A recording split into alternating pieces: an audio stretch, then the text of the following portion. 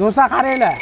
O'zbekistonda yangilik chegaralanmagan miqdorda bo'ladi. Bu nima desiz, ichiga ishlatiladi, oldinlar Koreyadan kelardi.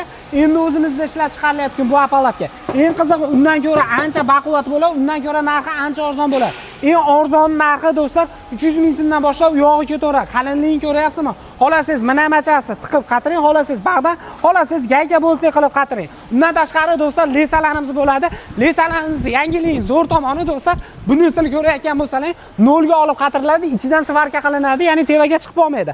Bu eskisi o'sha biz ishlatayotgan lesa bo'lsa, svarka qilinadi, lekin nol holatda tushmaydigan bo'ladi. Narxlariga keladigan bo'lsak, 620 ming so'mdan boshlab turib 720 ming so'mgacha bo'ladi. Undan tashqari mana shunaqa monolitga ishlatiladiganlarimiz bo'ladi. Buning 1 metrining narxi ham palon pul bas ozgina narxda bo'ladi.